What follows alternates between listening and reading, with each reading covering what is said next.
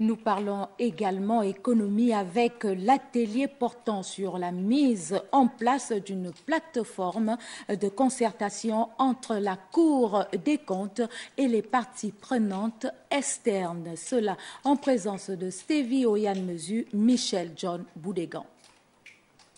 Il était temps pour la Cour des comptes du Gabon de mettre en place un cadre de concertation entre elle et ses parties prenantes externes que sont, entre autres, le pouvoir législatif, le pouvoir judiciaire, le corps de contrôle civil, les médias, les partenaires financiers, la société civile, les organisations sous-régionales et internationales. L'efficacité d'une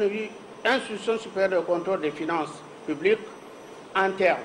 de la promotion d'une responsabilité accrue, d'une économie, d'une efficience et d'une efficacité repose dans une large mesure sur les relations qu'elle établit et entretient avec les parties prenantes externes. Les assises de Libreville résultent donc principalement des recommandations du plan stratégique de la Cour des comptes couvrant la période 2013-2018, des accords signés en novembre 2014 entre la Cour des comptes et la Banque mondiale. La rencontre initiée par la Cour des comptes et qui débute ce jour est une opportunité d'échange et un cadre de concertation permettant à la juridiction financière du Gabon de réfléchir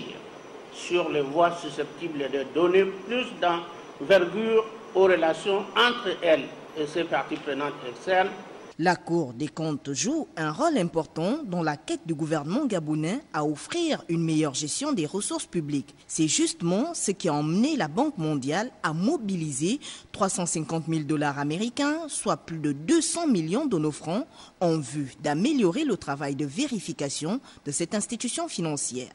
Je profite de la présente tribune pour exhorter le président de la Cour des comptes et son équipe à poursuivre les efforts qu'il ne cesse de consentir pour la finalisation du cadre organique de la Cour des comptes et sa présentation au Parlement. Les travaux qui sont prévus s'achever le 23 novembre prochain sont subdivisés en ateliers avec comme consigne principale l'interactivité entre les participants.